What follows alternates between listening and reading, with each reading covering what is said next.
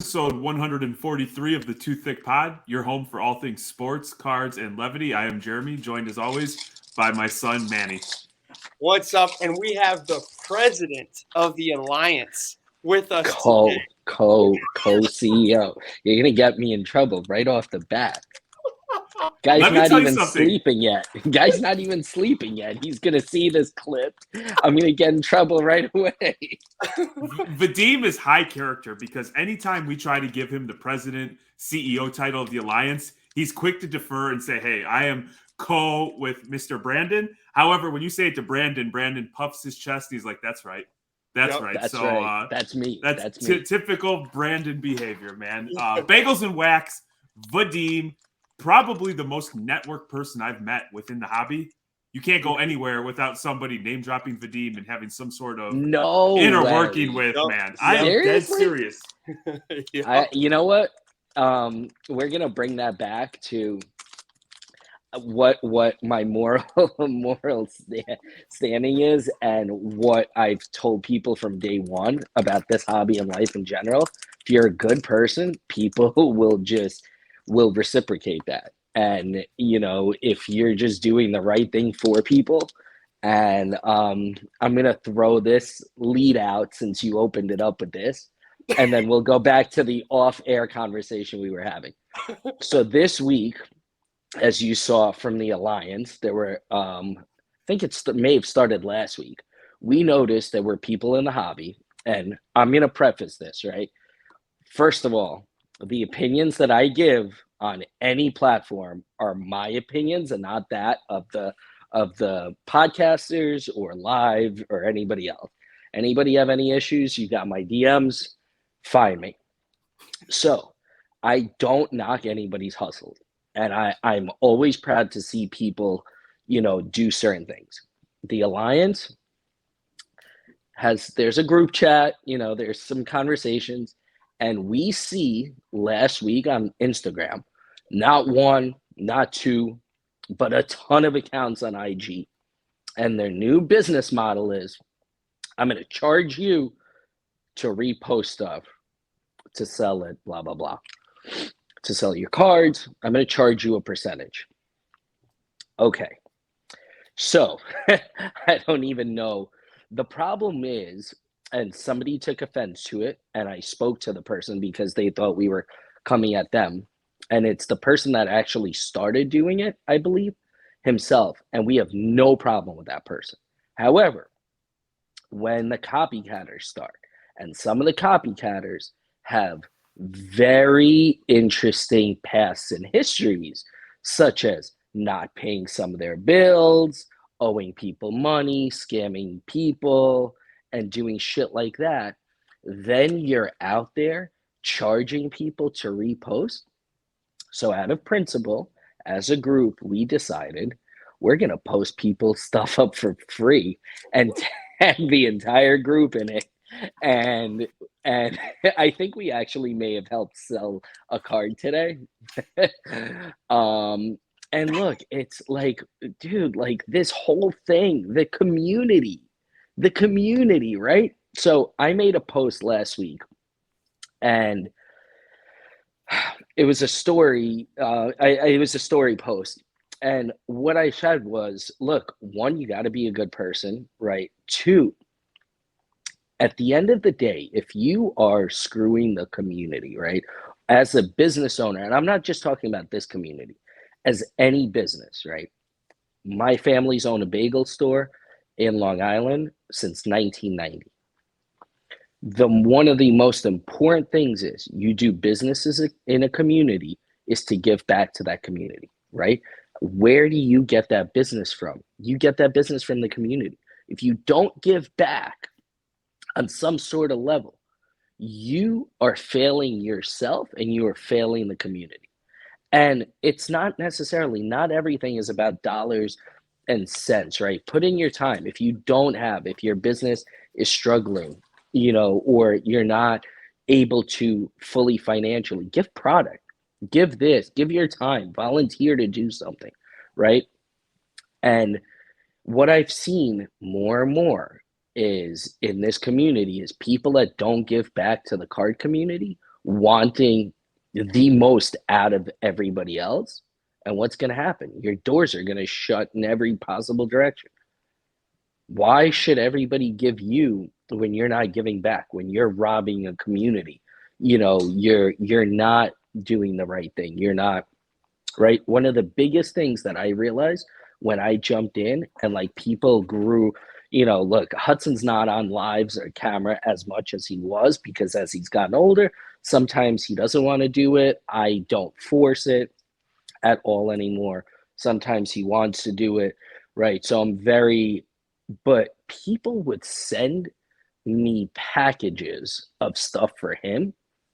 And it was just like, whoa, but that's what it's supposed to be about, right? Mm-hmm. Like that's the entire thing.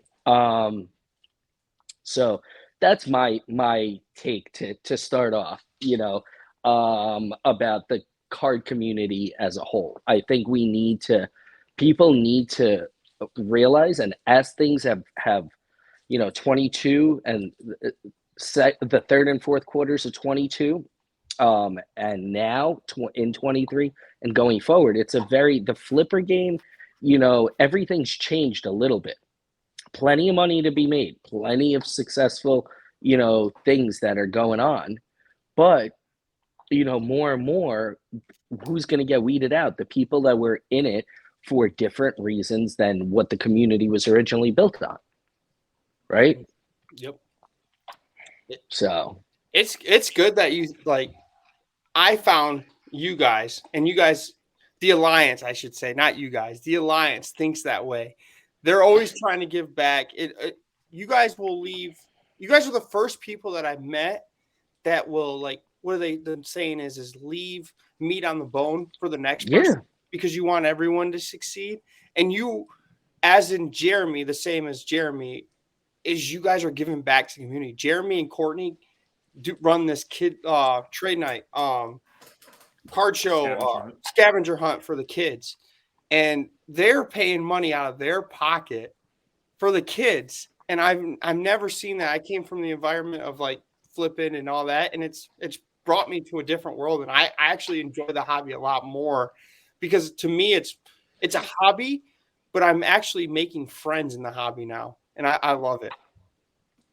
There's so many people that the network aspect of it, because there's so many people that do this as a business, and then there's people that do this as a side business, like myself, like Jeremy and Courtney, like other people, and there's nothing wrong again with business and making it a second business.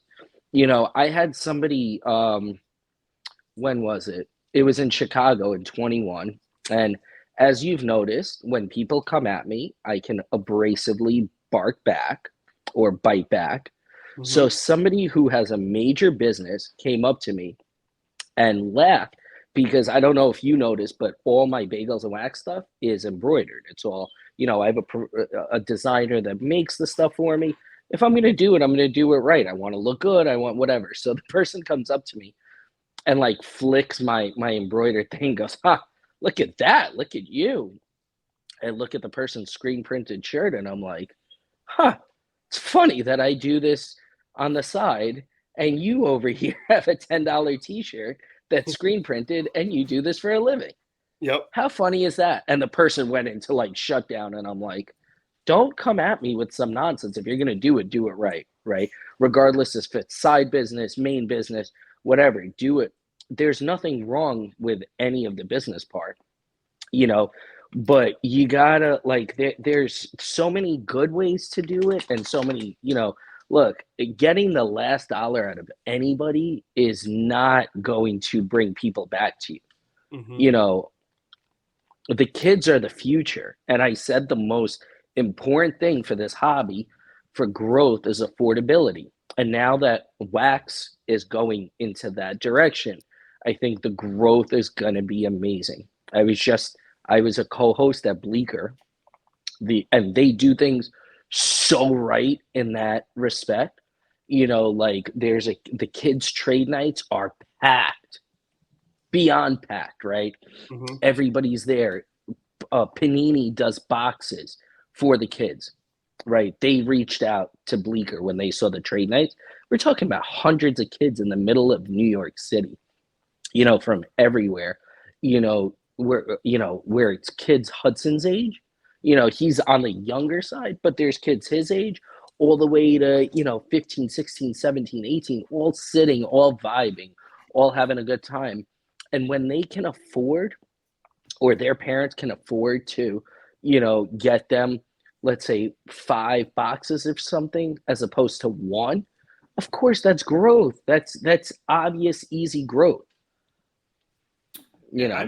I've been a long believer that in business and in any sort of relationship, that for something to be sustainable, it has to be mutually beneficial. And if it's always me, the dealer, that's winning every single deal, there's not going to be sustained success or growth. And so what, about you folks, specifically the Alliance and the people that are in your circle that attracted Courtney and myself to, were having just like-minded views that it's okay for other people to win. We can all win together. We can look out for one another. And I would say one thing that, we hold you guys in high regard and really appreciate and respect what you guys do is you stand for something and you speak your mind.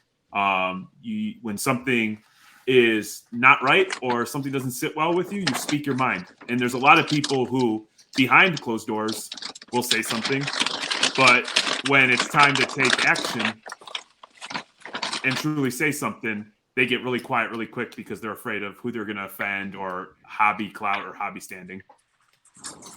Sorry, give me 1 second, guys, before. So look, I totally agree with you on that point, Jeremy.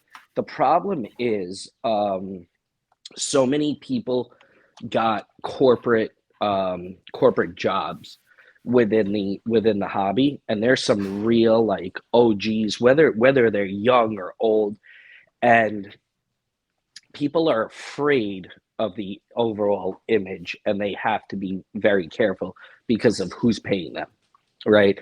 And there's so many ways to say things without one. There's professional ways of saying things. You understand this. You guys both understand this, right? So I'm never afraid to speak my mind, but I've learned how to also not rant and rave in a manner that I look like an idiot, and or when I go after people, it's got to be done in a way where, look, I'm not making myself look bad, right? And so many of these people are afraid to speak up, unfortunately, because they're tied to brands, they're tied, and they're afraid, and I understand that. However, I've said a million times, learn how to say it in a constructive manner where you don't, look, there's so many things that could be said. What I just mentioned about people charging a repost, or, like I'm watching, so many things on social media, and like, I've had these conversations. The market, where does the market come from, right? There's some kind of reality, right? Like the sports part of it is where it starts. Rooting for the sports, how the athletes are doing or whatever should transcend into card values, which it ultimately does. But there's certain groups, whether it's podcasts, whether it's certain groups that do content, that their entire basis starts off the card. And I'm like, that's not where it starts. Like, understand the premise comes from, there's a core, and the core is not the card, but the problem is, because of the money and everything else, everything flipped over into the opposite direction, where it goes literally ass backwards and makes no sense, right? Back to like, then they're afraid to do anything that's not card. You don't have to have every conversation about cards. Talk about the sports. Like, it's funny, I happened to free up earlier today, and I was just sitting watching the Suns Nets game, right? And there's so much like that I haven't seen, I just haven't sat down and watched, right? So I'm like watching that, watching sports, discussing the sports. Everybody's talking about the Super Bowl. All anybody's talking about is literally the bets, the card values. How many people are actually talking about, first of all, if Patty wins, with the injury, this is gonna rock the flu game. I love Jordan. I'm a huge Jordan guy. This is so far harder. First of all, it's a 1-game thing. And second of all, the injury is so far, tougher. It's such a more serious injury. There's so many aspects of it. There's so many angles, and everybody's talked about, the Kelsey situation, the Reed situation. There's so many storylines. But I'm like, every channel, every content is sports and what the card value is going to be. Guys, can we just talk about the sport and let it organically, like everything else organically happen? Mm-hmm. And, that's like, I think one of the biggest problems in the hobby. And I was talking about this at National. I was talking about this in Atlantic City as people were starting to see the struggles of breaking, the struggles, right? So many of the big people that I do have relationships with that I'm speaking to. And, it's hard to see in the moment, right? Because you're so busy planning the breaks, planning this, planning that. And, I pointed out to a couple of them, I'm like, guys, like you're missing the bigger picture. You're missing what this started with. Before you used to do breaks, you used to talk about what's going on like that night, or throughout the break, you're talking about what's going on in the sports world, right? Like Cameron Thomas right now is on one of the craziest streaks right now on the net, is scoring. He had 22 in the first half. I think he's crushing. Today? Yeah, he had 22 in the first half today against the Suns. By the way, like I said, I haven't watched much, and I was trying to figure out with this whole trade situation. I'm like, what's going on with the Suns? I didn't realize how many injuries they had. Their second, five is like a G League roster. It's like bad. Well, Ayton might come to the Mavs. There's rumors that they might trade Tim Hardaway and Powell. Not Powell, someone else for Ayton. And I'm like, I'm a Mavs fan, so I'm like, probably Christian Wood. Yeah, it was Christian Wood. Yep, for Ayton. I gotta tell you, first of all, I love Luka. My favorite thing about Luka is his swag. Like that guy's level of. Like when I saw it, you guys saw the video with the referee, right? Oh, yep. That was the most classic move. Like that to me cemented the kid's got swag. He's got all of it going on. He's amazing. I don't know what was going on with who they're putting around him. They failed on the Brunson thing. I don't know, because Cuban overpays everybody. I don't know what happened there. But this trade to me was a little scary because I love Luka and Kyrie is just unstable, right? And granted, he could stay stable for like 4 months, right? And he could totally crush, and it could be good, and then get rid of him, right? Whatever. But I think it's so funny that the Nets were so petty with Kyrie that they literally traded him anywhere he didn't like, except for where he wanted to go. Yep. The best thing, I was excited about Kyrie. I'm a little nervous, but then I read a tweet that said that the first practice when he's in Dallas and he's going to check the JFK assassination instead of going to practice, I was just, oh no, this might be actually true. He's coming to Dallas to see if JFK was actually murdered or not. That's what's scary. But I think there's going to be, when I read about all that, then I saw CP3 was a potential trade, and like the Suns really, I think, missed their window already. CP3's old, look, everybody talks about LeBron age and everything. CP3 is old. Right. And his window, like Ayton has that monster contract. I've always loved Booker. I've absolutely always loved Booker, but he needs a point guard. I think that rotation, like if they move some pieces around, and got him somebody younger, But I think there's going to be a lot of moves. This used to be my favorite time of year. There's the hockey trade deadline, the NBA trade deadline, the Super Bowl's here, spring training, some of the deals for baseball, are going on. The Red Sox are about to suck again this year.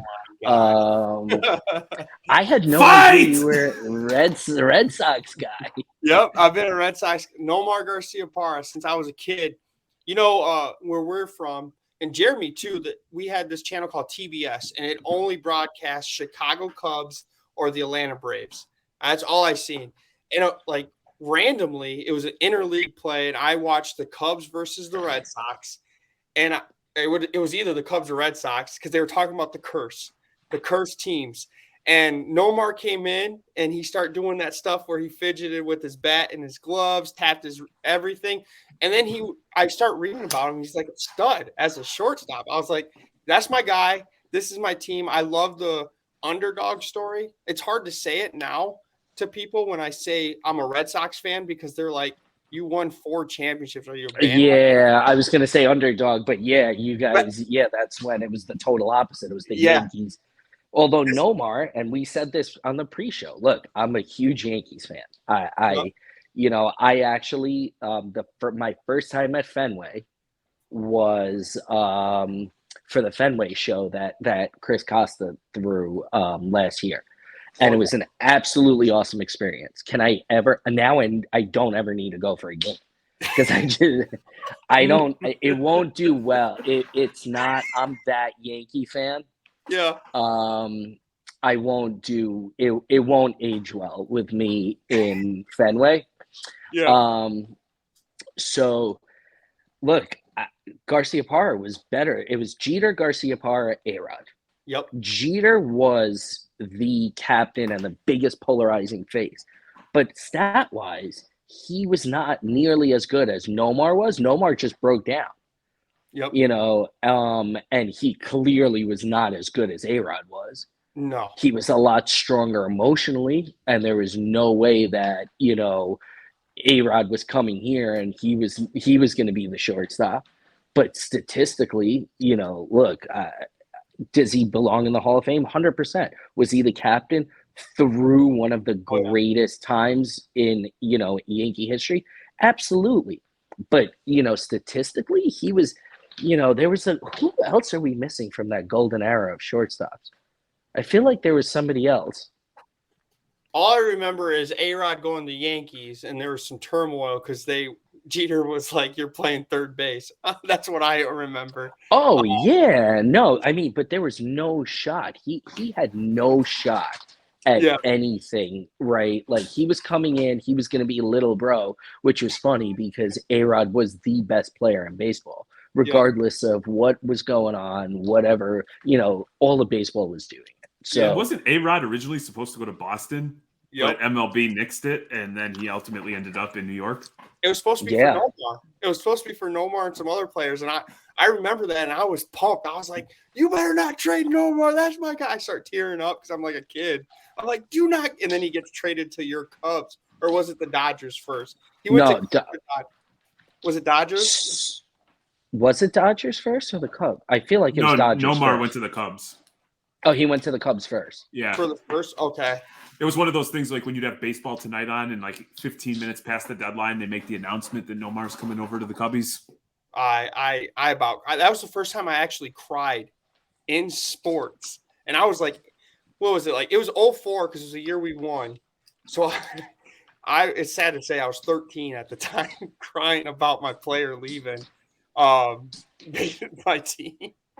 I mean, I get it. I remember when the news was coming out that Bernie was playing hardball, that he was going to go to the Red Sox. Yeah. And I was like, I don't care where he goes. It just can't be the Red Sox. Yeah. I remember, but I think that was all Boris. Was it? I feel like Bernie was a Boris guy, and that was all Boris is doing, which, by the way, now Boris literally is failing every single contract. Every single player is getting, talk about karma with that.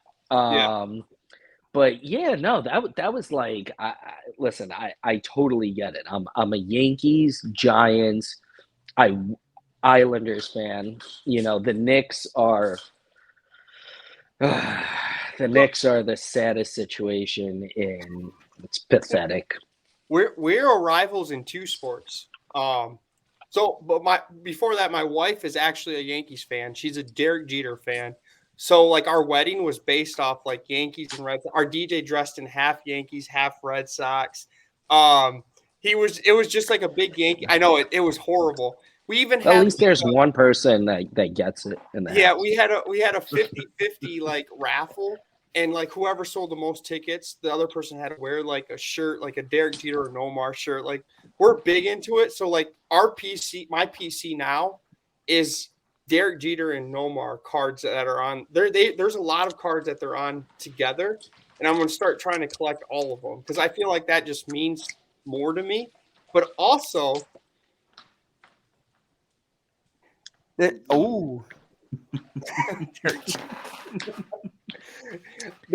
one. I think it's a top five that has Nomar in the front where he belongs, and then you turn it back, it's where Derek Jeter belongs. But I always mess with my wife about that. But we're also rivals. You're a Giants fan, and I'm a Cowboys fan. So okay, He's so fucked on up, that, man. I'm fucked up. no, that's okay. He clearly had something was going on there. I don't know. I think we may need to talk to his parents about what was going on there. They're the reasons why. My family's from Texas, so they moved up here. And in the 90s, that's all I watched was the Cowboys. I have pictures when I was like a kid, all decked out in Troy. They were America's team. Yeah. But my family's from Texas, so Okay, so that makes sense. that's why I'm. So how do you feel about tell me how you feel about the right Cowboys. now? Like what? Yeah, I'm I feel curious. horrible. Like every year, I'm Dak, like, what? I want Dak, yay or nay? nay. Zeke, Okay. nay. I was happy. I mean, Cowboys- Zeke's Yeah. a running back. I think he's just done. And Yeah. I honestly, Pollard gets hurt every year. Yep. So I don't think he's a sustainable like number one. I think they need to get. I mean, look, we're talking about the NFL. Running backs are 3-4 years. You got horses like Derrick Henry that push 6-7 years, stuff like that. But Zeke, I also don't know. Like, I'm obviously anti-Cowboys, but I don't know. It feels like he's not one of those guys that's all in. To me, he got his money. He got his money, and then he's thinking about vacation. But where would you rather be? Would you rather be the Cowboys and Giants, right? Or Jeremy's Bears that got the number 1 pick this offseason? Like, where would you rather? I think that's one of the toughest decisions that they have to make. And there's so many people out there on the is Fields a quarterback? Is he a running back? Stop that. The kid is going to be the most bought quarterback at the National. Yep. He's the most purchased. First of all, he signed all his cards. So everything's been flooding out, since all the redemptions are signed. I think if they're smart, they trade down. They get, they go down a few picks, and they get 2 picks for the price of 1, or even multiple picks for the price of 1. So they have a bad offensive line, right? He was getting killed. So go get an offensive lineman. So, Manny, I would rather be in the Bears position than the Cowboys, because when you're talking about the Cowboys, the one thing you didn't mention is McCarthy. I don't know if he's a hit. I think he's okay. I don't necessarily know you're going to go out in with not as many weapons. You're going to win a game because he's a mastermind and rallies the troops. No, 100 million plus, He's horrible. all the cap space, man. I'm telling you, a year or two, the Bears are going to be in a much better position than your Cowboys. We're gonna hire and Vadim, they're gonna trade down twice, man. That is if they're gonna load up on draft capital. I am so excited. I think the future is bright because guys like Fields, look, he can run. People are worried about his decision making, but then you look at everything around, if you build around, look at Trevor Lawrence. I got to tell you, I don't watch the Jaguars, right? With everything going on, I don't get to watch other teams. So I was kind of down. My opinions were down until, you know, I didn't realize how bad the situation was down there, you know, and I watched him in a couple of playoff games and a couple of games this year. Lawrence is a stud. So if you have the right situation, I mean, look, as a Giants fan, the biggest disjustice that we did was we wasted 4 years of Daniel Jones and Saquon. Completely wasted, right? And Daniel Jones still has room, right, and time. Saquon, you wasted possibly his prime. And, you know, look, he's a good guy. He's a running back that, again, got injured this year, right? What does he have left in the tank?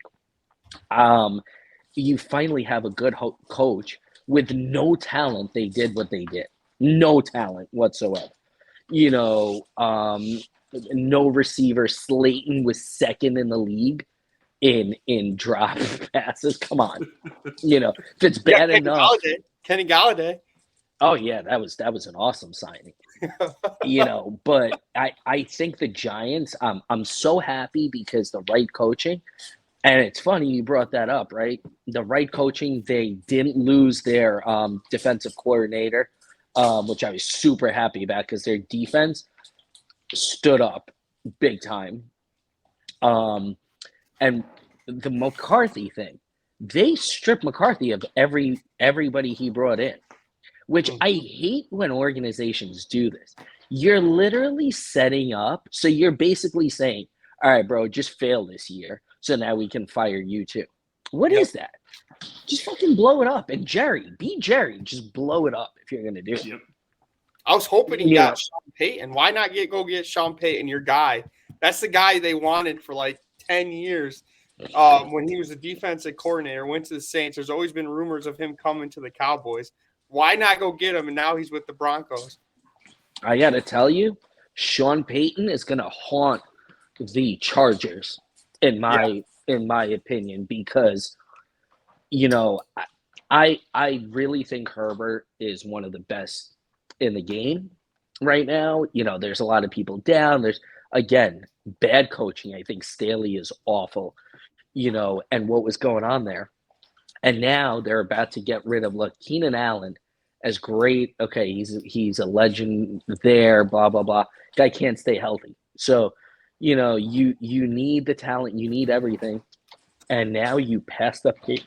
Not only do you pass up Peyton, but now he's in your division, and you know sure as shit he's gonna come after. Yep. It's one of the toughest divisions in football to begin with. It's not like Patty's going anywhere. Nope. You know, and you know now you got him there. I think Peyton. Look, I was a huge Breeze fan, so. I think he's gonna. And by the way, if he doesn't like Wilson, Wilson's gonna be gone out of there. You know, yeah, he's gonna figure out how to do it. There's so much talent there. He's already started. They asked him about Russell having his own personal coach. He's like, I don't know what the hell that's about, but not here. Yeah. No, I think it's gonna be. I think it's gonna be a super. I mean, look, there's so many things that are gonna happen with the salary cap, with everything. It's going to be so much movement.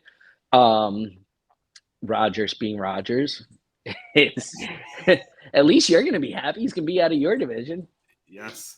Hey, can I ask you, what is the hatred for Patrick Mahomes? I was listening to you with Dom on Breaking Wax, and to me, it's so clear that he is the best quarterback in the NFL. And the heir apparent now that Brady's retired. What is this reluctancy for people to acknowledge how good he is? They always have an excuse to why he won or he's not responsible for the success. Like, what the hell is that about? Can I tell you again? I think this goes back to the ass backwards where people are like, oh, well, his card's not worth this, blah, blah, blah, blah, blah. Well, let's take cards aside.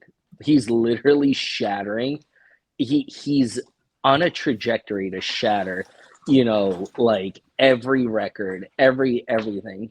And people are looking at card values versus what he's doing, which, by the way, those prices were cooked in to the price, right? Like what people are buying at, they already put in him being a Super Bowl champion X amount of times, MVP X amount of times, setting records.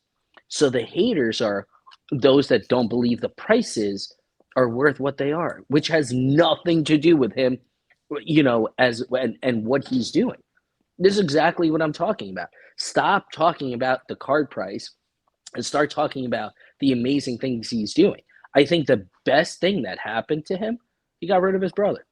He shipped his brother out west and it calmed down around him, because it's like the distractions and all that, which I don't know. Did you see OJ's tweet? Did you guys see that?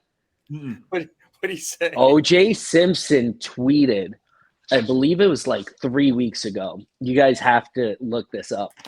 He tweeted a picture. There was a picture of Mahomes and his wife. I think it was game week or game day or something or other. And he was like, he said, I have some suggestions about distractions during this time of the year. Call me. Which is so fucked on so many levels with the entire situation. It was literally, that was it was so funny. God. Because the juice is trolling. He loves Patrick Mahomes. This is him on Halloween. I mean, he loves Patty, but it was literally, I think Patty tweeted a picture of him and Brittany, and that was the response to the tweet. It's these distractions, you got to figure out how to get rid of the distractions. It was maybe not the guy to listen to on that that side of it. But no, I mean, look, it's so hard. How do you hate Patty? The guy is just crushing. Tom's gone, right? So all the Tom Brady guys that were rah anti. I don't understand why the anti. I don't think Patty, as good as he is going to be able to break the Super Bowl record, right? I think it's so hard, right? Mm-hmm. Look, they lost Tyreek, and nothing happened, right? It was almost like it opened it up more. But Reed's not going to be around as long as Belichick and Brady were around together. I just don't see it, right? He's older, he's gone through a lot of things, and who knows how many years he has left. Say Patty has 10 years left, right?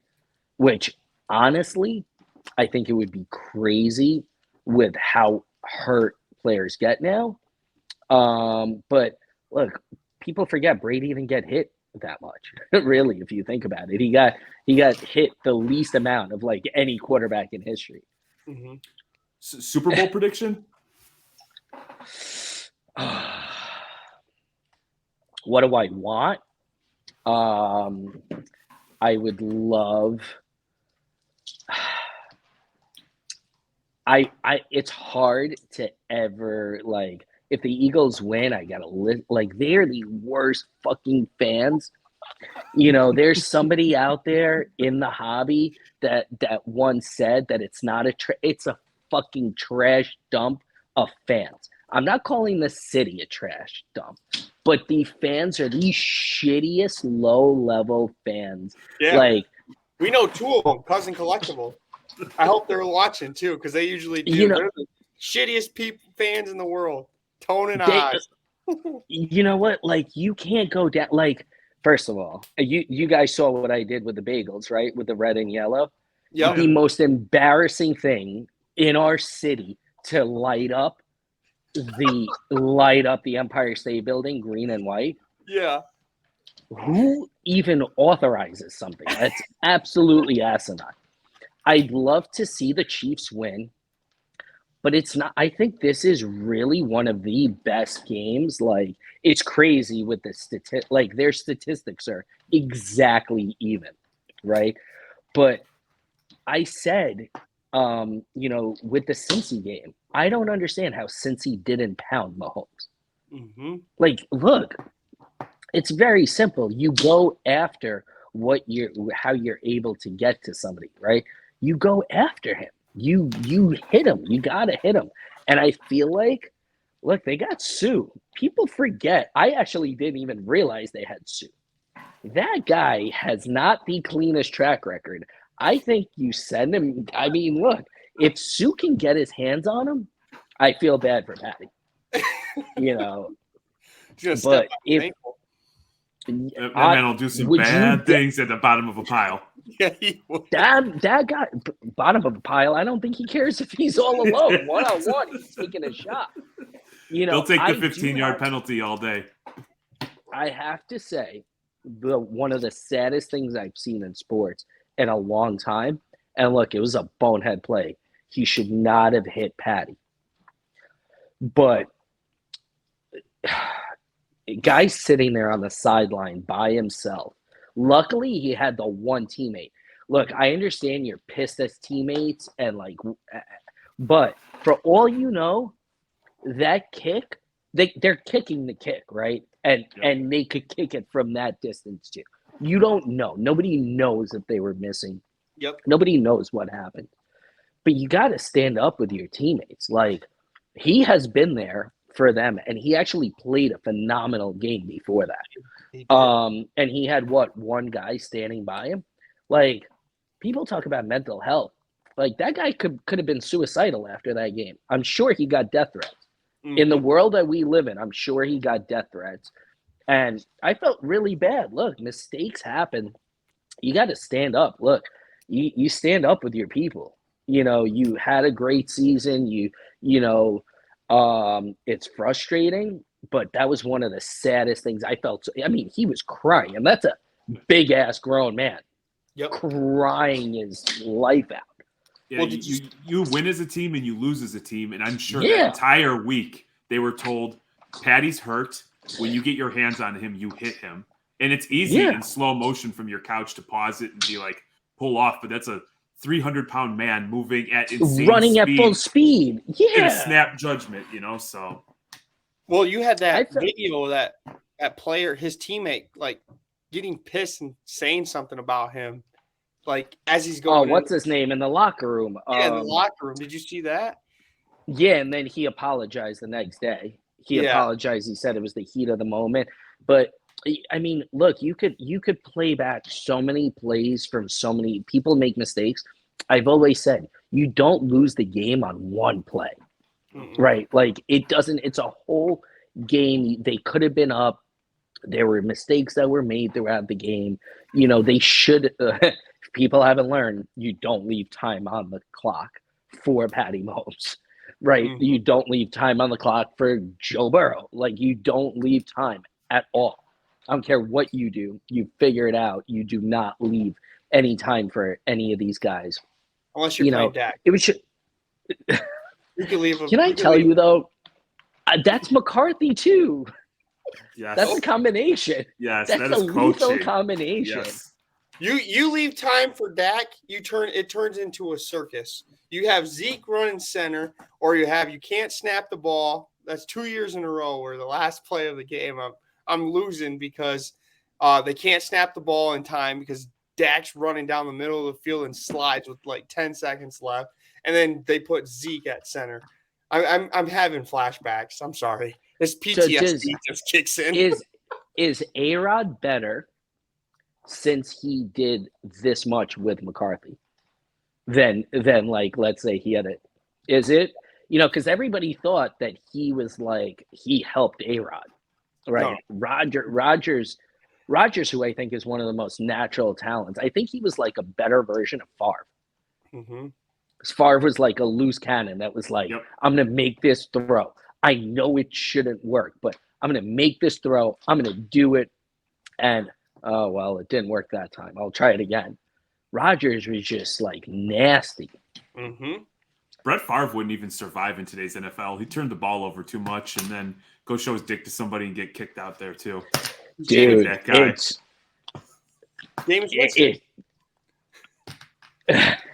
I mean, Brett, there's so many athletes.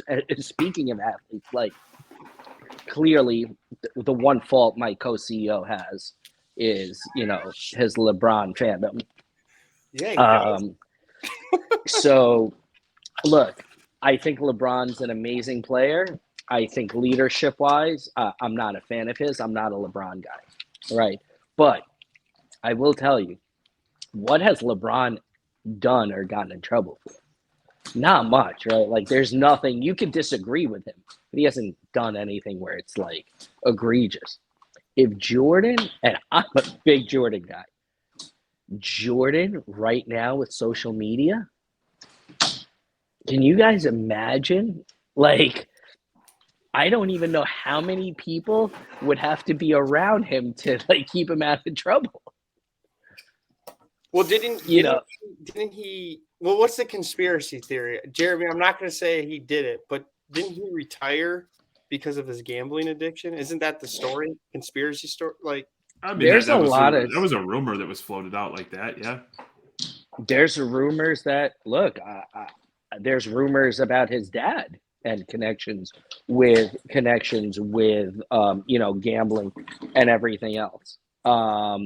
It's tough because look, I think the hardest part of being an athlete right now is the extra pressures of social media, and like, as much as I'm not a LeBron guy, he's handled social, he's handled the media, he's handled extra pressure so well all these years, that it's it's interesting. I mean, I think his roughest time is his GMing of the Lakers, where it's clearly a hard fail with the Russ and AD, and everybody constructed there. Yep. Well, it was funny that you mentioned that, is because I was interviewing somebody. I was running late, and so I jumped on at like 8:55, and I looked in, and there was like Bronamath was fighting with somebody online about LeBron being the GM, and so it's funny that you brought that up. I believe the person that he was fighting with online retracted, apologized, and went back to hiding. I think it's because the alliance got to him. No, I was just like, what the hell's going on? And so I'm a Jordan guy. And so I've found that with LeBron people, by acknowledging LeBron's strengths and his greatness, they're more receptive to your argument or your rebuttal as a Jordan fan. But Vadim, that's a great point that I truly never considered, is his like, I've heard stories from people who are close to him. Like, Draymond Green's pretty big in Michigan, and so we've got some friends who are friends of his and have like been in rooms adjacent with LeBron, but you never see him or hear anything negative about him, and that's pretty damn impressive, because he's one of the most iconic athletes in the world and in America, and for there not to be anything is pretty damn. It's pretty clean, good. Yeah. I mean, look, what that's one of the reasons everybody loved Jeter, right? A-Rod was the tremendous athlete that literally couldn't stick. Like, the poor guy got ridiculed for getting that contract from the Rangers, like it's his fault. That's always my favorite with fans, where they're like, "Oh my God, this contract." I'm like, let me ask you something. Somebody comes to you and offers you X amount of money. You're gonna say no, right? It's terrible. You're offering me a terrible deal. Like, what? How often have you gone in and you're like, hey, my employee, I'm going to give you a raise of, X% or X per hour. And they're like, Vadim, I'm going to have to pass. I don't want people to judge me. I don't deserve that. What is that? So like, A-Rod got ridiculed for everything he did, right? No matter what, right, wrong. Jeter was like the squeakiest clean, like image, everything. And there's some very interesting stories that came out after he got married, after he retired, about how he kept, everything super clean and respectful, because look, Jeter was a good looking guy. That guy was, there were not many women in New York that wouldn't drop their husband, boyfriend, or anybody else if they had the opportunity for one night with Jeter, right? But was the gift basket a real thing? Yeah, did you get one? Or the gift bag on the way out? So I will say, one of my friends was friends with one of the doormen in that building. There was not just a gift basket, but there was NDA. So if you're getting a $10,000 gift basket, like this was a super proper gift basket. Like it had a handbag, like it was very, very legit, super respectful. Thank you so much. Don't ever make this public, situation. Like that's what it was. How genius is that? How far ahead of his time? But you got to remember, right? Like you line this up with who was his group was. It was Tiger, Jordan. Those were like that was guys, like all this stuff is so funny to me because that was the group. Those were like the guys that hung together, that that was the posse, and it's amazing to me that, look, I hate to say poor Tiger, right? But Tiger was like the guy that took the brunt of everything, because he got a little more rowdy than the others. He got sloppy with it. How did Jeter get caught? Was it because he didn't get caught with anything? I thought No. didn't he give the girl like a gift basket twice? Like he Oh, forgot. no, I'm sure plenty got twice. No. He never got caught. What happened was when he retired, one of the doormen came out and admitted, it didn't even admit, it wasn't an admission thing. One of the doormen came out to tell, I think, it was after he got married, I think. It was after retiring and after he got married. I think, and I'm sure Jeter had all of them on extra payroll that the building did. So I'm sure it was okayed by Jeter at that point to just give out whatever it was, because like if he wasn't allowed to, that poor guy would have got sued to the max.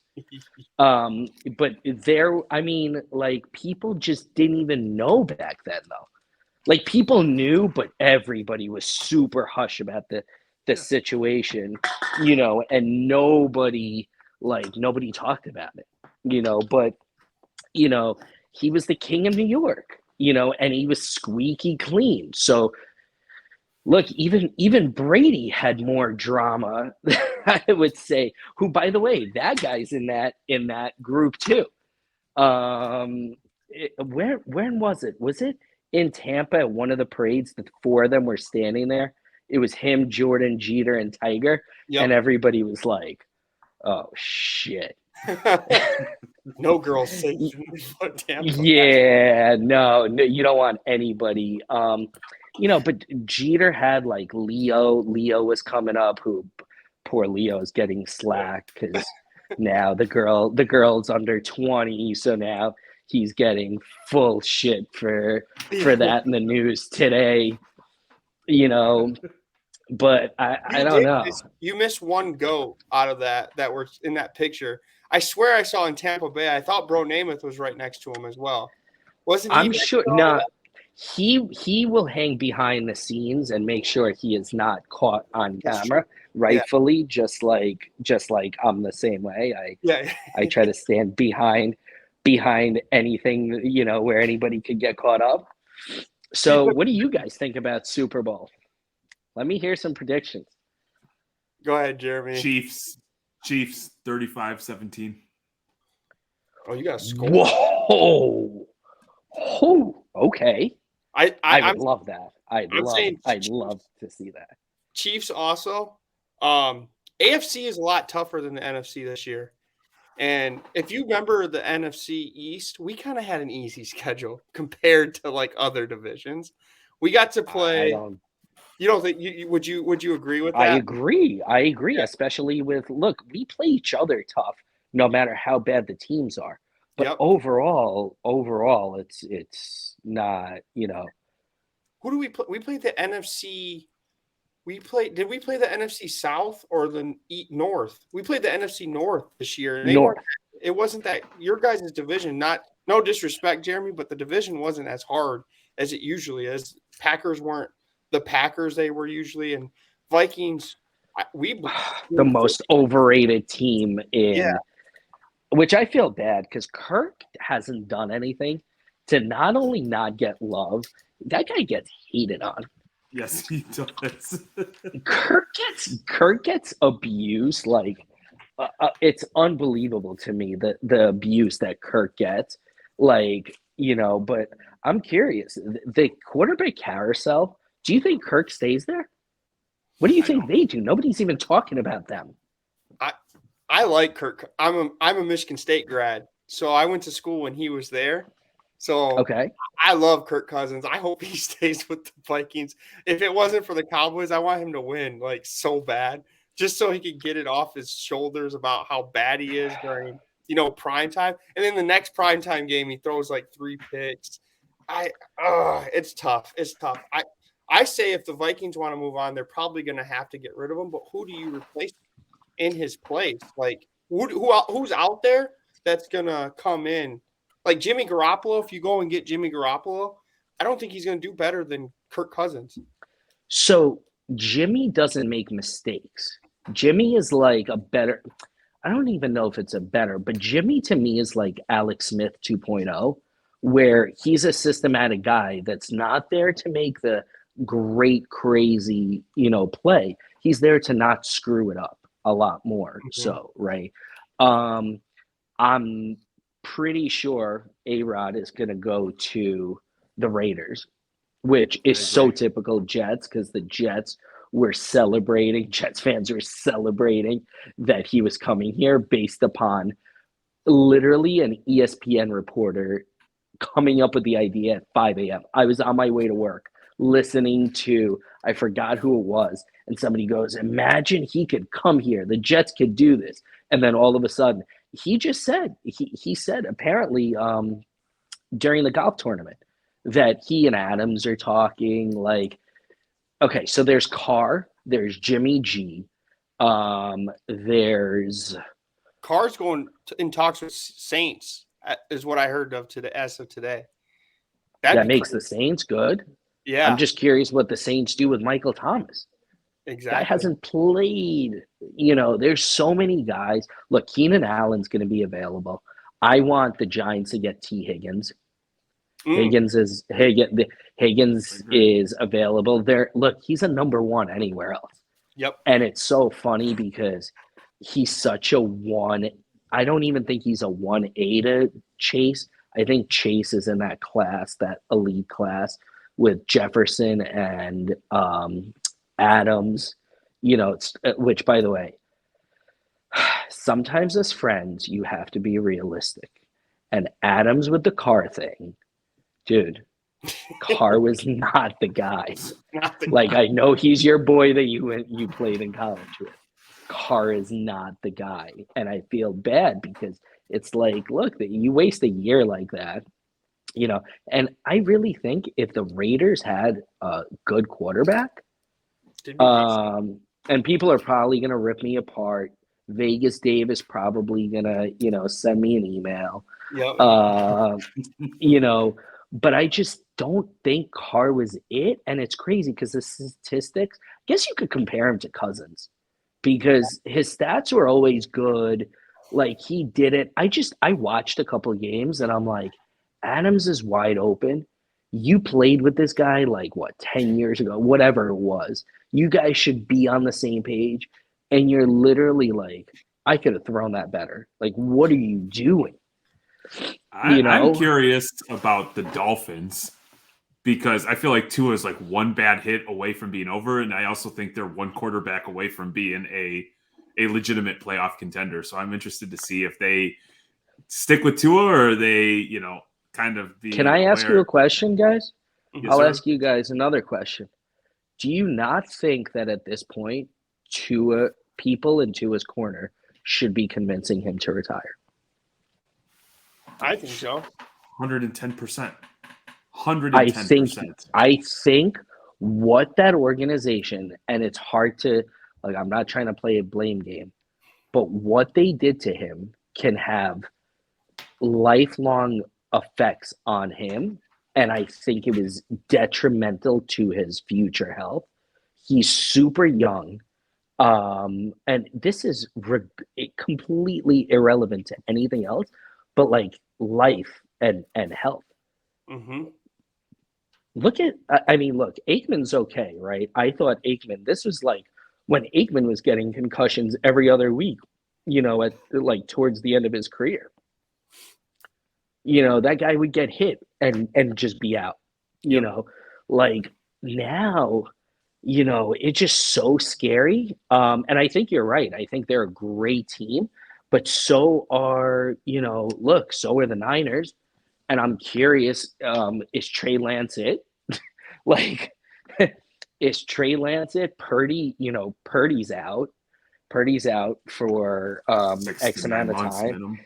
This is one of the craziest off seasons with successful teams, because normally successful teams just figure out how not to lose as many guys. Now they got to like figure out who they're adding on. Yeah. In the quarterback carousel, I think Gardner gets a chance somewhere. I don't think the Eagles can keep him after a run like this. Well, hear me out on this one. How would you feel? Because his background's been good. He's been kind of like what you said about Jimmy G. Case Keenum going to the Jets. I feel like that would be a good fit. Case Keenum's a good quarterback. Oh my God, they would burn the city down. They would burn the city down. I mean, he's in Buffalo, back up to Josh Allen. I just feel like Case Keenum is an elite quarterback that not elite, like elite, but he's a good starting quarterback. He's a serviceable guy. Jeremy's face did not like that comment. You don't think Case Keenum's a good quarterback? Not at all. What do you think about Josh Allen? Where do you think Josh Allen ranks, considering the circumstance? I think he's top third. He's probably not in my top 3 or 5. I love the way he plays. It's just I think he gets a little loose with the ball sometimes, and thus far he's been fortunate where it hasn't bit him, but it's been pretty glaring in times where they need him to be mature with the ball, and he still has a little bit of that gunslinger in him that sometimes you have to learn how to harness. So when he's successful with it, it's the greatest thing ever, but when it's not successful, it's pretty damning to his team.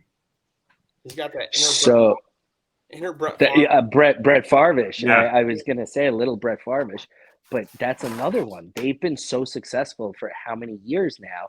And look, the window in the NFL is so short, because of this, even though the salary cap keeps rising. I mean, it's going to be $300 million. I don't even understand why they just open it up. What does it matter at this point? But they got to be losing guys. Plus Diggs is intense. Yep. When you're yelling at your quarterback like that, that to me is, look, I said this about Jimmy Butler. That's my like NBA guy that I think takes it a little too far with how intense he is, because then it leads to team turmoil. And at the end of the day, if there's turmoil, I understand you, Draymond Green, but like you got to win first. And Jimmy, you haven't won shit. You've been very successful, but you're out there barking like you've won NBA championships in guys' faces. You're about to fight teammates. Like Draymond was the heart of the Warriors. Clay wasn't going to do that. Look, the Poole incident was a disaster, because I think all those guys understand Poole is the future there. But ultimately, like before that, during the championship years, he was the one that, he was the guy. Mm-hmm. So I think with Jimmy Butler, it's like for certain people, they're not self-aware. And so I see this in business a lot, where a business goes from like 0 to 10 million, and they got 0 to 10 million operating a certain way. But for them to go 10 to 20 or to scale it, they have to change, but because all they know is operating that way, they struggle to make the adjustments. And Jimmy strikes me as the guy who was never even considered to be an all-star and just learned through working hard and being tenacious in everything you do, got him to that level. Well, per Vadim's point, you get to that point, now it's time to adjust because Can't do you're it. supposed to build people up, not fucking derail them and destroy your team. How do you feel about, on the subject of Jimmy, I'm sure you've heard the rumors. What do you think about that? Which About- rumor? About who his dad is? I was gonna say Jimmy Michael Jordan. That's why he has that inner killer in him. I could see, it's so crazy because all these things like come out and some of them just could really make sense. He looks just like him.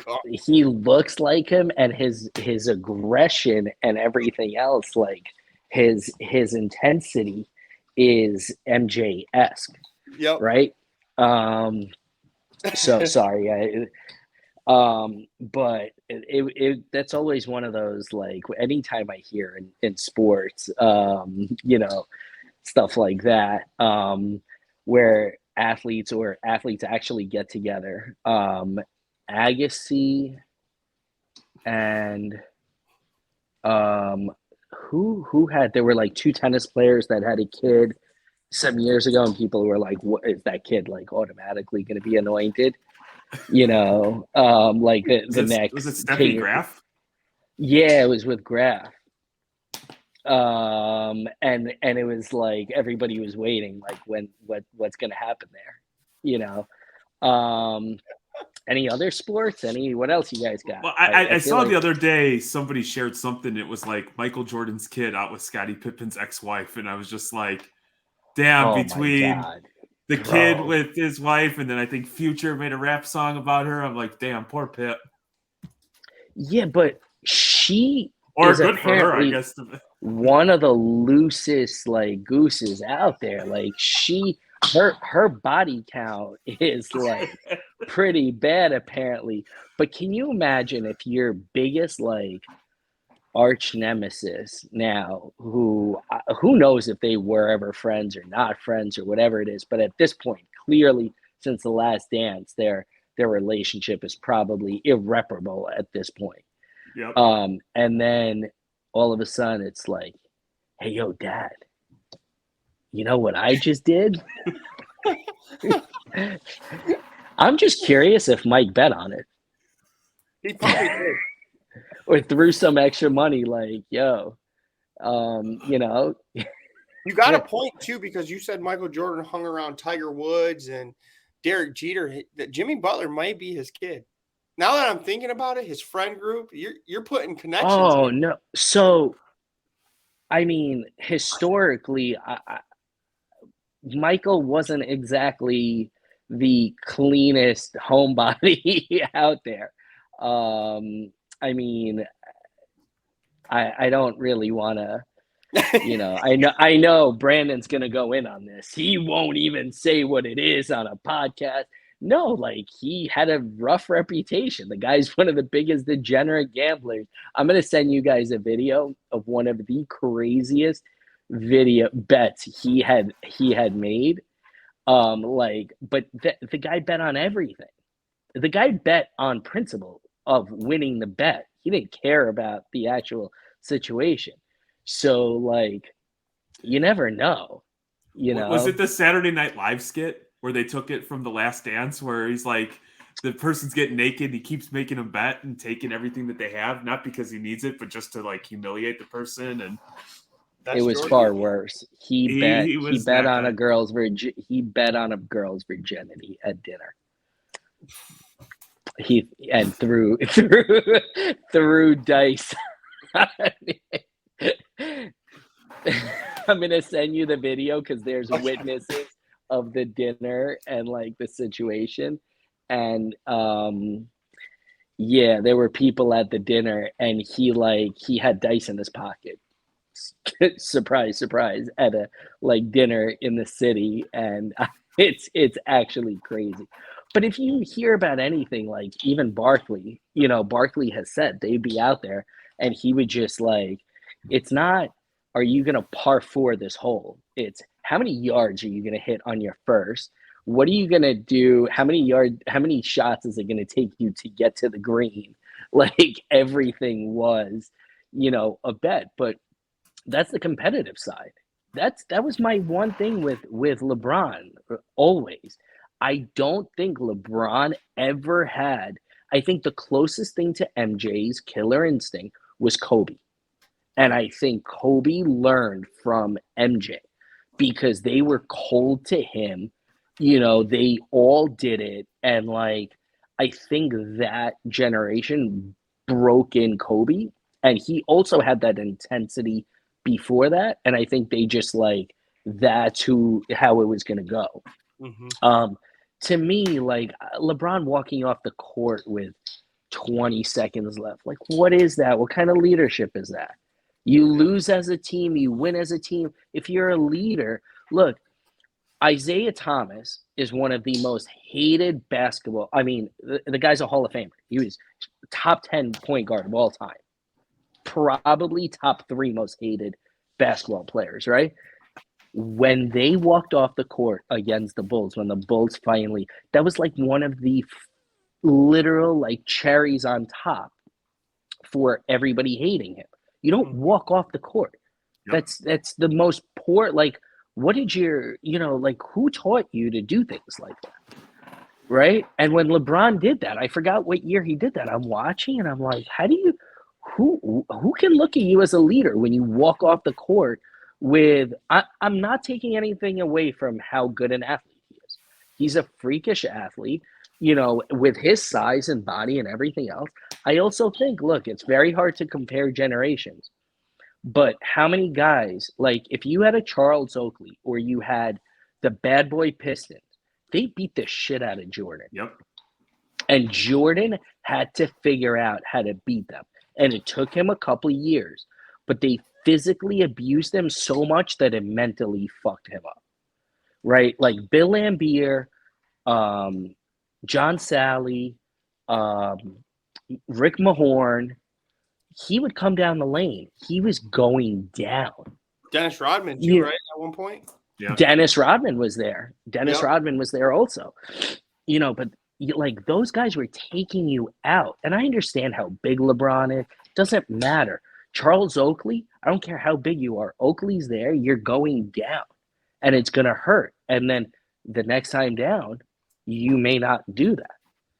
Jordan changed his body as a result of those beatings he took. Yeah. Like he was a lanky. Yes. Yeah. That's the those are flagrants in today's NBA. You get ejected, or it's a flagrant 1 or 2 when you hit somebody the way he would get hit, and that was just a common foul. Yeah, well, that's the difference between Michael Jordan and LeBron. Michael Jordan changed his body for those fouls. LeBron figured out how to flop because of the calls. And you heard me, Brandon. LeBron sucks. So I got him riled up one time. He's the biggest. He's the biggest actor. It's for somebody his size to flop. To me, was crazy because it's unnecessary. Like, dude, you're a physical specimen, right? Like, how are you on the ground crying as if you popped your Achilles, but then you're running up the court as if nothing ever happened?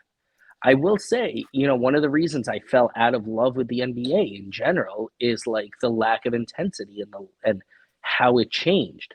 And to see those fights this week, this generation's probably like thinking and saying, I'm like, guys, this is it. Like Donovan Mitchell actually, going at it and like hitting Brooks. And I like that. Yep. That shows they actually care. And in the regular season, nonetheless. I want to tell a Jordan story before we go. It was one of my favorites. It was him and this guy. They had a night game, but they went out golfing for 18. And he said Jordan had like 7 or 8 Coors Lights. Then he said, he goes, Jordan wanted to play another 18, drank another 6, 7 beers. And so they were talking shit. And the guy's like, you're going to play like shit tonight. And said, Jordan said, I'll drop 30. And so the guy bet against the Bulls, bet against Jordan, thinking he'd been drinking beer all day. Jordan went for like 40 something, and the Bulls won by 20. I think he hit 50 actually. I've heard this. Maybe story. it was a 50 piece. Yeah. Yeah.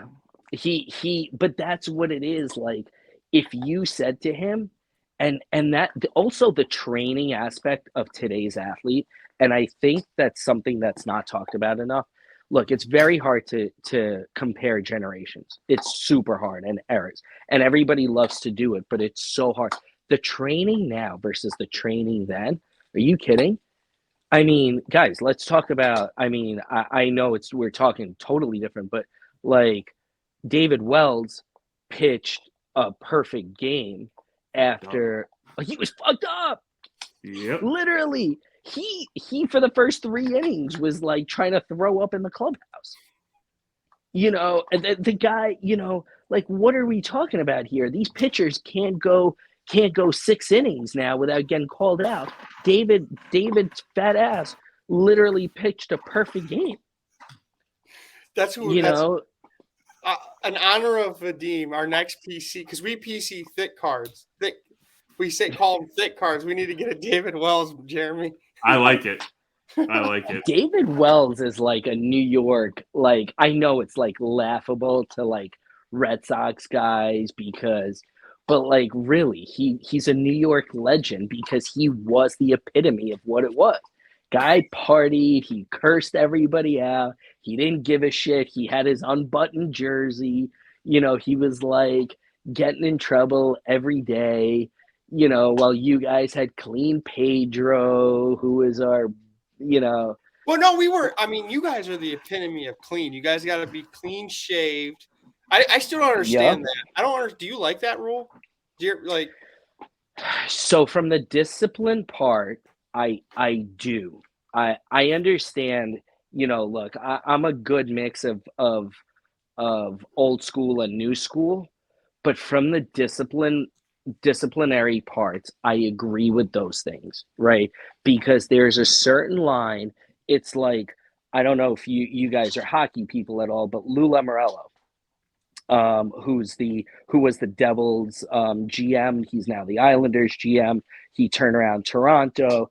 You know, he's a legendary GM, right? In all aspects. One of his things was jersey numbers. He wouldn't allow jersey numbers above 40. So he would come in, and, you know, hockey players are known for, like, they have, you know, the 97s, 89s, all these freakish numbers. He would come in, and the only player I think he allowed was he had Alexander McGillney, who is one of the top scorers in the NHL at the time. He let him keep 89, but then he traded him, and people were like, did he trade him? Because he like wouldn't do the number, but it's a disciplinary thing. And like, you keep your guys in a certain look, you know, with businesses and with work, whether it's certain quirky things, that's what it is. If that's how that's what the team standard is. You know, it's tough to say, but like, I never want names on the back of the Yankees jerseys. I will never want that, and I feel like it's going to happen at some point for marketing reasons. I think I didn't understand it as a kid, but as I get older, I respect it, and I think it's a pretty awesome tradition. Yeah, and so you guys had, for a short-lived time, I want to just get this. The Cubs had Rod Beck. I don't know if you remember the mullet. Oh, I remember. Heavy set. He would live in a trailer during spring training. And somebody said, like, Shooter, his nickname was Shooter. Like, why don't you get in shape? And he's like, have you ever heard of somebody going on the DL for pulling fat? He was the right-handed relief version of David Wells. Yes. Or Kenny Powers. Yeah. By the way, one of my dream trips has always been Wrigley, and I'm trying to do it during the National. Like, I could give a shit less about White Sox, you know, stadium. I feel like that's like the shithole of Chicago. How long are you guys stay? How long are you going to be in town for? So we're going. I come in super early because people seem to invite me to all these fancy things. So like every national I'm there from like usually Tuesday night. I'm trying to get my wife to come bring the little guy maybe Friday night so that we do like Fridays, like Saturday, Sunday, Monday, maybe as a family and like actually hit the city. Chicago 21 was so amazing, but like it was so busy for me, work wise that I just didn't really, I mean, I didn't leave. Like we went downtown for two parties, literally like events. I want to do it like the right way. I'll scoop up Cubs tickets. I just looked. They play the Brewers. So they're in town. They weren't in town during 21. Yeah, I think they're in town. So it's the end of August, right? 29th, 28th. No, it's the end of July. Last week of July. You're right. Let me see. So what's funny is I don't know if you guys know the Breakers Shy Breaks. They actually have a store in Chicago. Mm-hmm. So one of the owners, his family owns, what's the burger spot? What's the Billy Goat? Billy Goat Tavern? Yeah, his family owns that. Right here. Oh, okay. 31st and the 1st, they play against the Reds home. Awesome. So those tickets should be great because the Reds suck. Yep. Are the Cubs going to be good? Are you Cubs guy? I'm a Cubs guy. Courtney's a Sox fan. So she's going to love about your comment about yeah, really. I totally would picture you, and I mean this in the best way possible. I feel like she would be the clean cut, like rooting for the generational, and you'd be like the white side. If we were to separate. I am. We used to have Chicago Fire season tickets, and one year, they bring you in for all this special shit, and I was holding over. It was her decked out in Cubs gear, and we're holding the World Series trophy. And so, like, you would never catch me under no circumstance wearing Sox gear, but I've got her wearing Cubs gear. So, oh, yeah. This is a north side, even though we're in Michigan. This is a north side house. Oh yeah, yeah. Wow. Okay, so she does have like a rough and rugged side to her fandom. To put up with me, you have to. But I'm gonna scoop up tickets. I'm gonna scoop up tickets. Maybe we'll do like a Thicc Alliance day at the ballpark.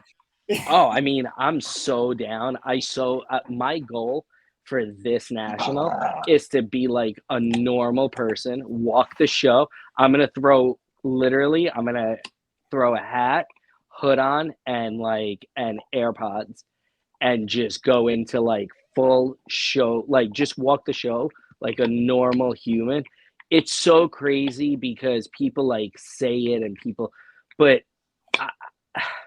and I'm not saying it to blow up my own head. I can't walk through without getting stopped for somebody, I either was trying to see, I was trying to ignore, and I ran into anyway, yeah.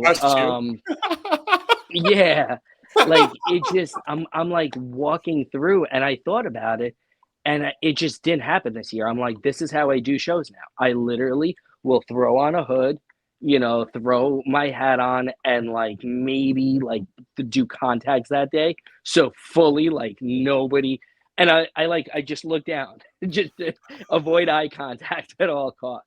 Like I want to do, and I want to see like people's stuff. And I think this year the prices are like everything I feel like is going to be in a good spot where you can pick up stuff, you can find stuff, I think things have normalized to like a healthy place where, I don't know if, Jeremy, I'm a big Jordan guy. So like with the inserts, like the refractors, the whatever, I've looked at shows and like missed cards because I was in the middle of a conversation, saw the table, forgot what table it was at.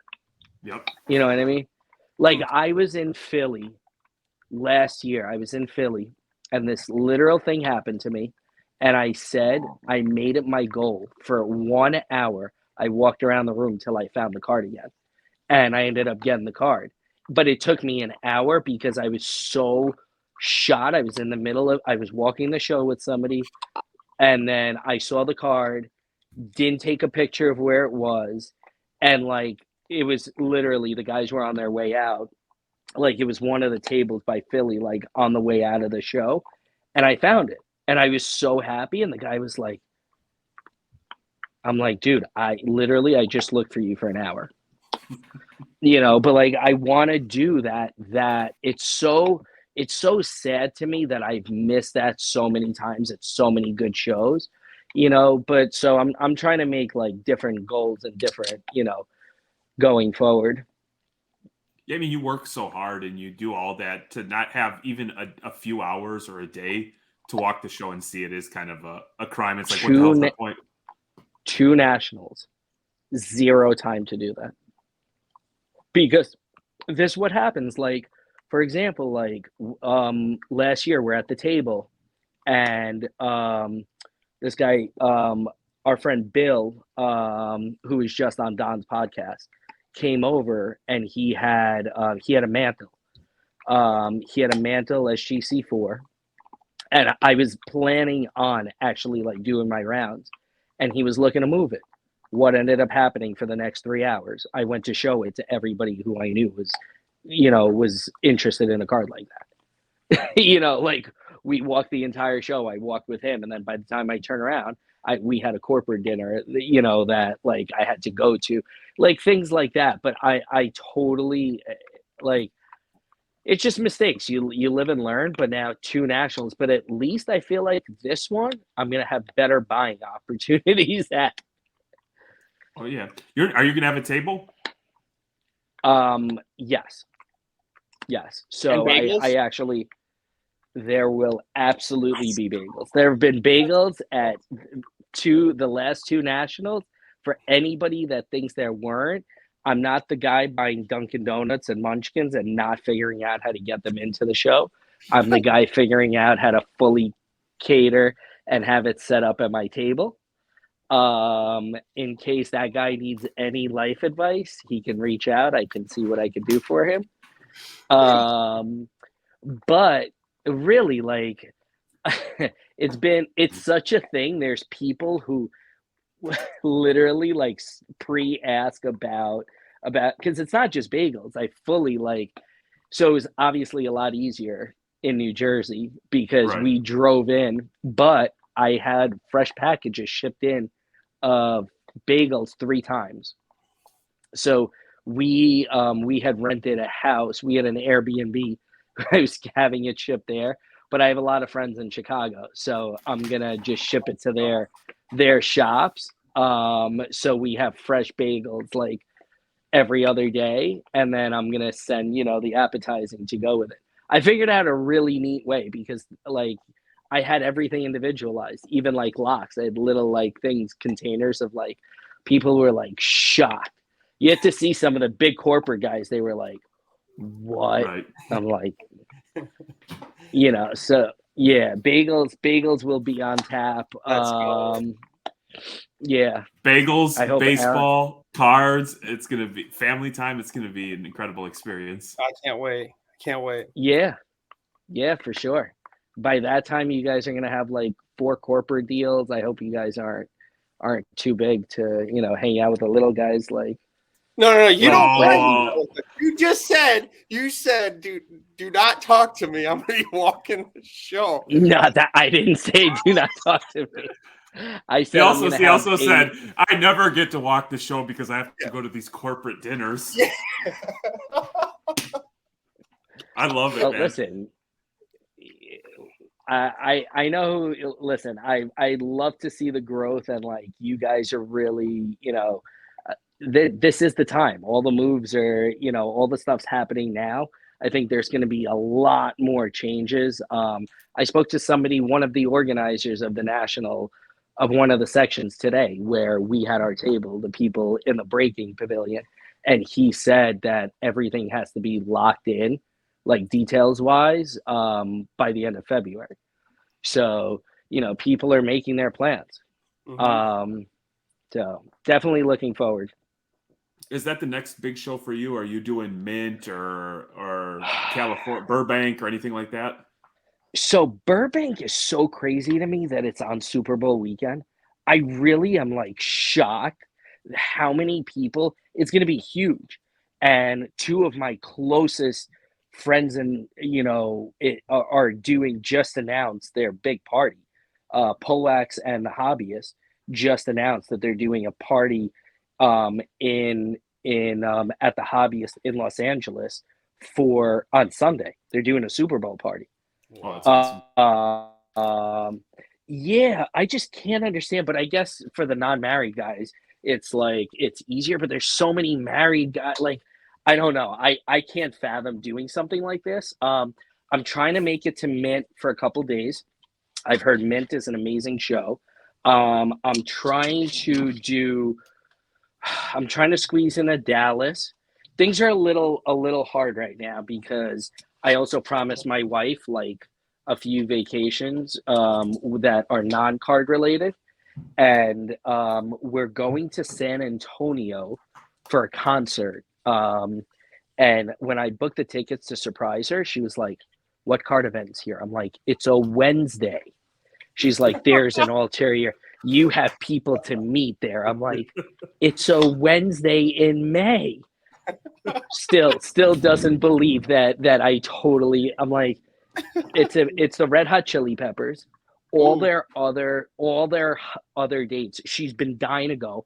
All their other dates were on holiday weekends. I can't do holiday weekends, right? So I picked this Wednesday, of course. Welcome. It still doesn't believe that there's no ulterior motive.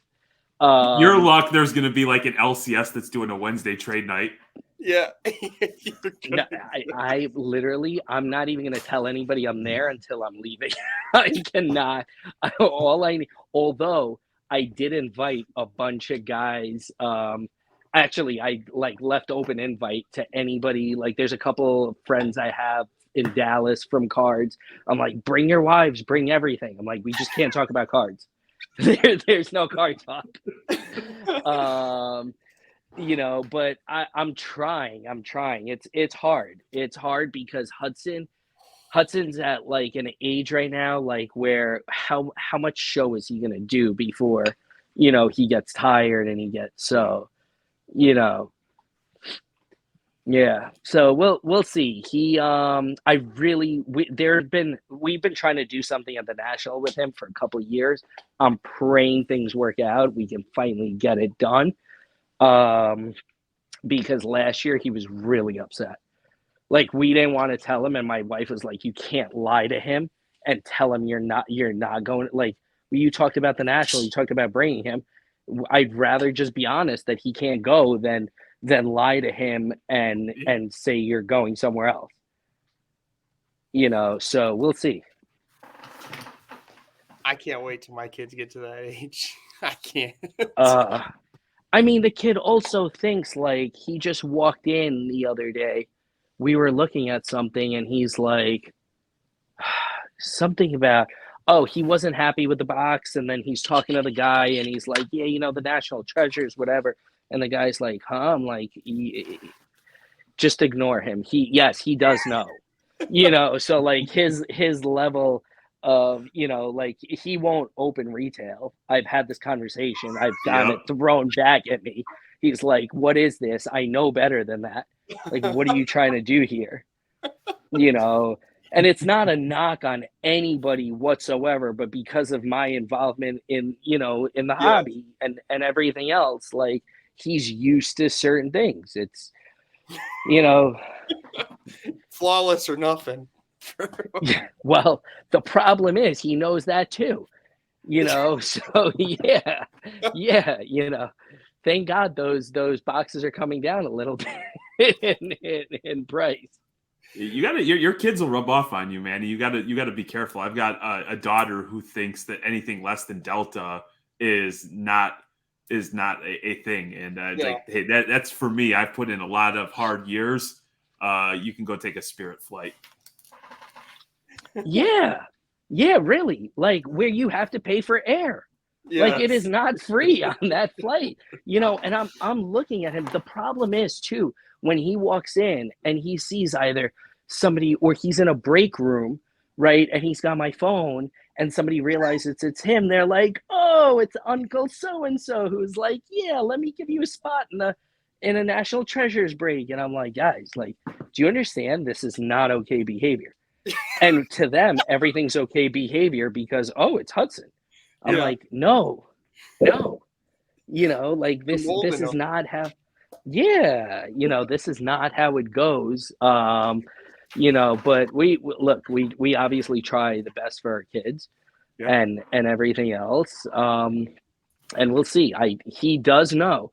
Like we just went through his briefcase the other day. He was so we were on Whatnot, and one of the guys was selling. Hudson loves patches, and there was a booklet that he was like, "You have to bid on it." I'm like, "Are you paying for this thing?" It was a Dante Pettis booklet out of 5. I'm like, "I have limitations," and he's like, "What do you mean?" And then I'm like, "You understand?" He's like, "I understand. So we will sell a card, Daddy.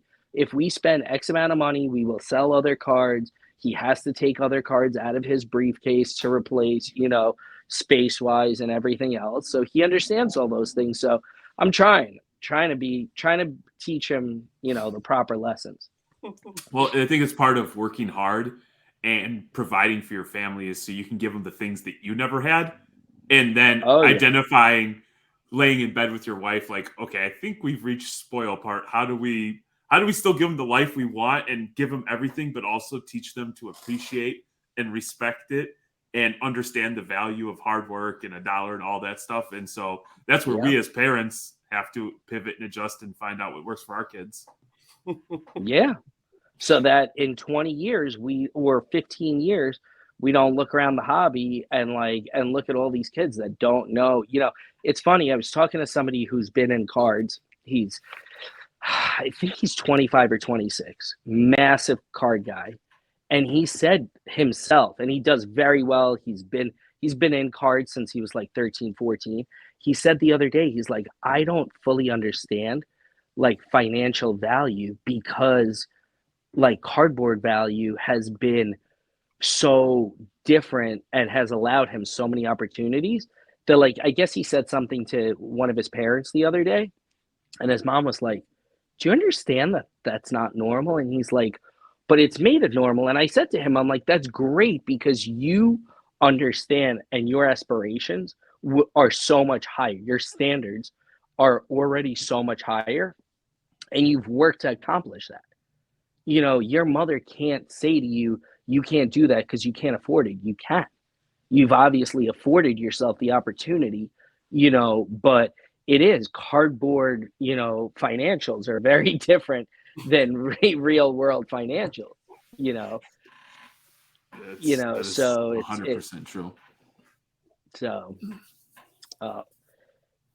thank you guys so much. I feel bad because I was walking around, but this 1-year-old puppy is on a different energy time level right now. Let me be real. I think it was refreshing. So much we talk with people and there's such an emphasis on card values or what the market's doing. It was truly refreshing just to talk about sports, go wherever, talk about OJ, talk about Jordan, talk about some of this shit that I would have never imagined in a million years that we would have ever brought up. And so, on behalf of us, man, we're grateful for your time. You truly are a big dog in this space, and we're truly grateful. And we're fans of the Alliance, so we just want to be on the Alliance's good side. We love you guys. I love you guys. It really is like such a humbling thing to me to be invited on Hey, stop it. It's such a humbling thing for me to be like invited on podcasts and invited on lives and stuff like that. It really I don't take it for granted, and I really, really appreciate, especially really good people like you guys, taking the time and actually, squeezing me in with so many great people that you've interviewed. And you know, I really, really appreciate it. Well, we look forward, if you make it to Mint, we look forward to seeing you there. If not, I look forward to seeing you all at National, and be prepared to go to a Cubs game. We'll have a couple of adult beverages and chop it up and have some fun. Oh, yeah. Yep. Yep. And with that, Thank you, guys. I hope you guys enjoyed your hobby release, and we'll talk soon. See ya. Later.